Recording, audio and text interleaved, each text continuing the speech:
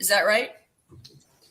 So he's saying 10, 15 yards. So if he went from here, like he just saying, that's only to about there. All If right, even that.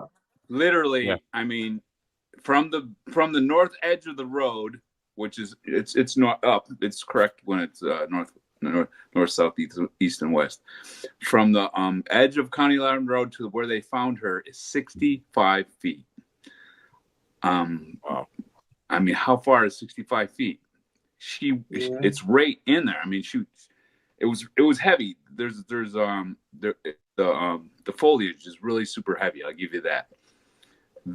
When he says that he went in 15 feet, he didn't go. It was searching. He didn't. All he did was walk along the outside of that patch of trees right there. He didn't go in.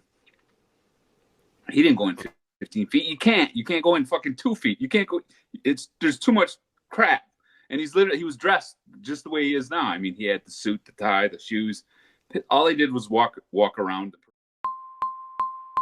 free of the woods. So, I mean, and then to think that no one smelled anything, especially that dog. They didn't smell anything because the dogs don't work. They fucking don't work. I'm telling you. Right. They got people believing that those dogs can smell bodies miles away in trunks of cars, and it's bullshit. It's all bullshit. I mean, Mighty Meat might be able to speak for that, but I mean, maybe there's dogs that do work at certain times, but the dogs that went in Westerville certainly didn't work. No, they're unreliable. Go ahead. Incredibly unreliable. Yeah, they're unreliable.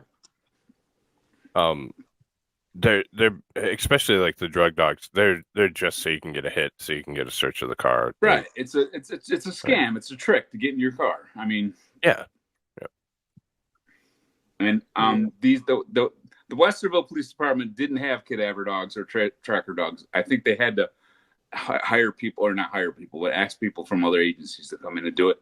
There's just nothing going on there, guys. There's nothing. It's Westerville, Ohio. It's like heaven on earth. There's no crime there. So here's a guy with a dog that he's trained. He gets to sit around all day and never use. You know what I mean? Mm-hmm. And all of a sudden, whoop, they get a call. Boom, we got something to do. And they just can't. They're just hyper, whoop. And they came in, and I remember the look on the guy's face. Just you could just see it. I mean, they were looking for crime. Yeah.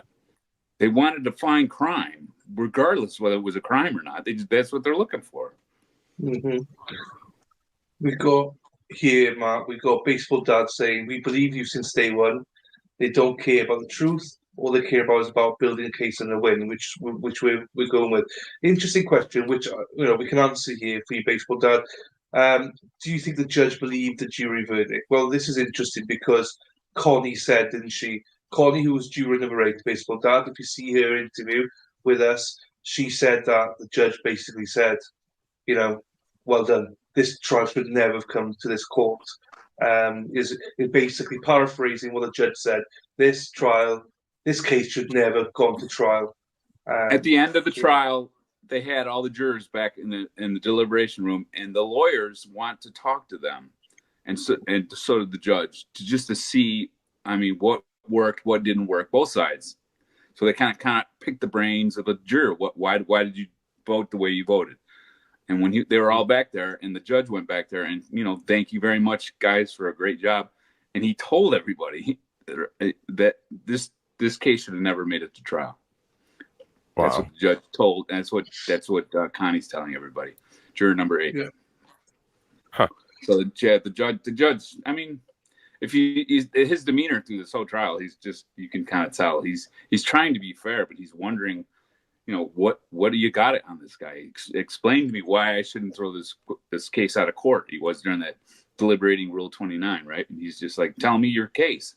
And that's when Schiff will, oh, that's right. You guys aren't there yet. You wait until you hear this Rule 29, which is coming up real soon, pretty much. They don't have a case. They knew they didn't have a case. They knew they were joking about it pre-trial with my attorney, with Diane. They told Diane, you're going to destroy us. We don't have anything here. There's nothing here. They knew they didn't have anything there. They don't care. Yeah. It's money. It's money, dude. Yeah, Yeah. they don't care about your life though. Someone's life on the line. Do you know what I mean? So it generates. I mean, the wheels of government got going, and it's just it's not just money with government. It's power. It's doing favors for people. It's just the ins and outs of the workings of the government. It isn't profit based, So it's there's always money involved in all of it. Once they got that ball rolling, which was nothing for them to do, they didn't need any evidence to get the ball rolling, and they didn't have any. It was like they didn't have any choice to do what they did because the train left the station. I say, once that train leaves the station, good luck turning it around. Good luck stopping it without looking like a dummies. So. Yeah. Question for you here from Mel.